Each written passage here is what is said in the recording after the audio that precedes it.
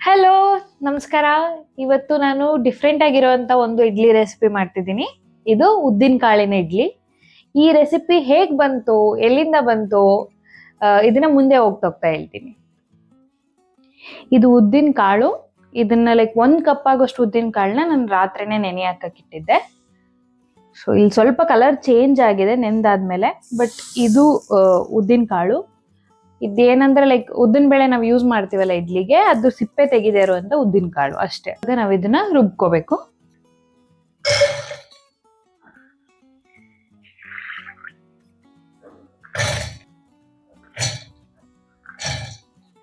So ಇದಕ್ಕೆ ರುಬ್ಬುವಾಗ ಸ್ವಲ್ಪ ಬೆಳ್ಳುಳ್ಳಿ, ಸ್ವಲ್ಪ ಶುಂಠಿ, ಸ್ವಲ್ಪ ಮೆಣಸು ಮತ್ತೆ ರುಚಿಗೆ ತಕ್ಕಷ್ಟು ಉಪ್ಪು.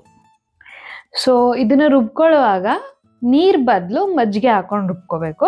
ಸೊ ಅದಕ್ಕೆ ಇಲ್ಲಿ ನಾನು ಒಂದು 1/2 ಕಪ್ ಅಷ್ಟು ಮಜ್ಜಿಗೆನ ಆ್ಯಡ್ ಮಾಡ್ತಿದ್ದೀನಿ. ಸೊ ಈಗ ನುಣ್ಣಗೆ ರುಬ್ಕೋಬೇಕು.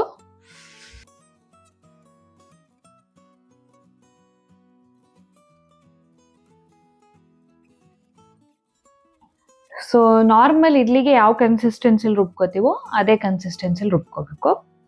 ಸೊ ಇದನ್ನ ರುಬ್ಕೊಂಡಿದ ತಕ್ಷಣ ಇಡ್ಲಿಗೆ ಇಡ್ಬೋದು. ಫರ್ಮೆಂಟ್ ಮಾಡೋ ಅವಶ್ಯಕತೆ ಇಲ್ಲ.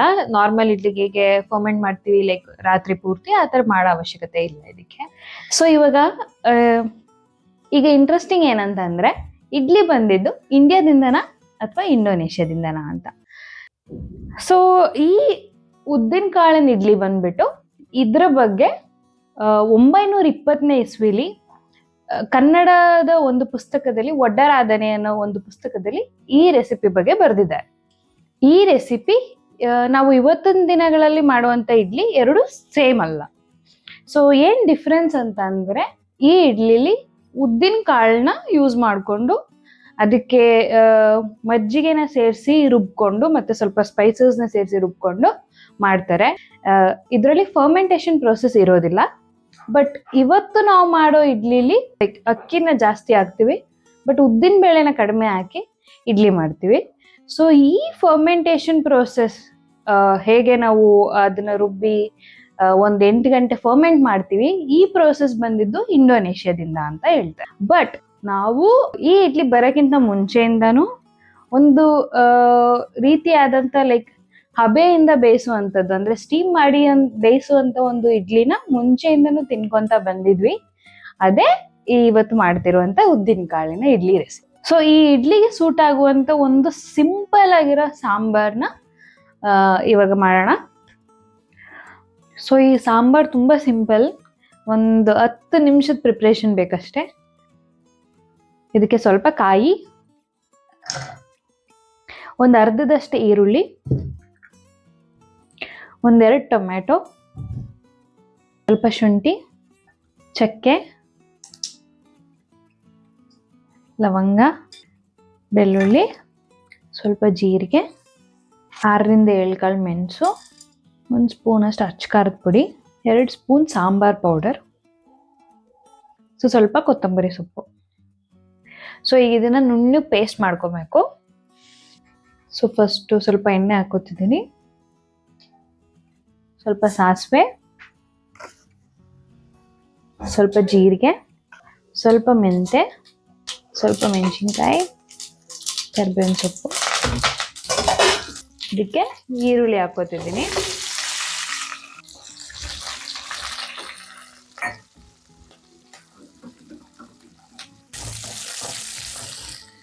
ಸ್ವಲ್ಪ ಒಂದು 2 ನಿಮಿಷ ಈರುಳ್ಳಿನ ಬಾಡಿಸ್ಕೋಬೇಕು.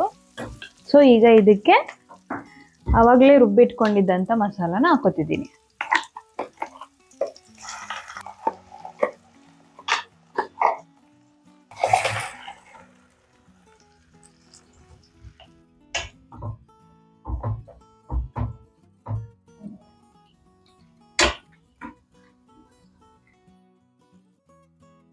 ಇದಕ್ಕೆ ಇವಾಗ ರುಚಿಗೆ ತಕ್ಕಷ್ಟು ಉಪ್ಪನ್ನ ಹಾಕೋತಿದ್ದೀನಿ.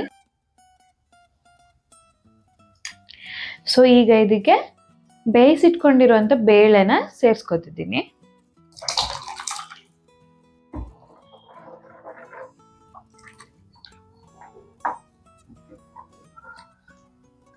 ಇಷ್ಟೇ. ಇವಾಗ ಇದು ಚೆನ್ನಾಗಿ ಕುದಿ ಬರಬೇಕು. ಒಂದು 8ರಿಂದ 10 ನಿಮಿಷ ಇದನ್ನ ಕುದಿಸ್ಕೋಬೇಕು. ಸೊ ಇವಾಗ ನಾನು ಕೊತ್ತಂಬರಿ ಸೊಪ್ಪು ಹಾಕೋತಿದ್ದೀನಿ.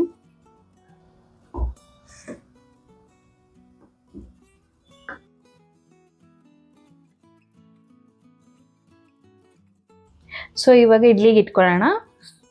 ಸೊ ಇಡ್ಲಿ ಪ್ಲೇಟಿಗೆ ಸ್ವಲ್ಪ ಎಣ್ಣೆ ಹಚ್ಕೋತಾ ಇದ್ದೀನಿ.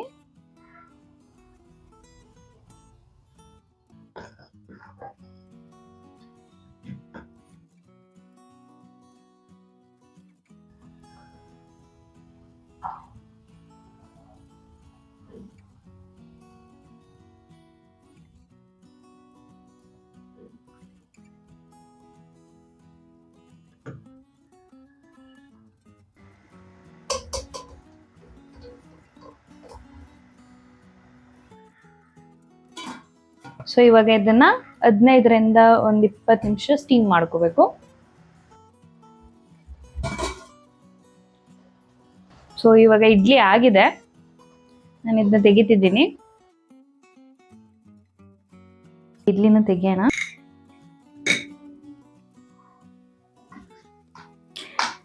ಸೊ ಈ ಒಂದು ಇಡ್ಲಿ ನಾರ್ಮಲ್ ಆಗಿ ನಾವು ಮಾಡೋ ಇಡ್ಲಿಗಿಂತ ತುಂಬ ಒಳ್ಳೆಯದು ಆರೋಗ್ಯಕ್ಕೆ. ಏಕೆಂದರೆ ಇದು ಪ್ರೋಟೀನ್ ರಿಚ್ ಇರುತ್ತೆ, ಫೈಬರ್ ರಿಚ್ ಇರುತ್ತೆ, ಹಾಗೆ ಕಾರ್ಬ್ಸ್ ಕೂಡ ಕಡಿಮೆ ಇರುತ್ತೆ ಕಂಪೇರ್ ಮಾಡಿದ್ರೆ ನಾರ್ಮಲ್ ಇಡ್ಲಿಗಿಂತ.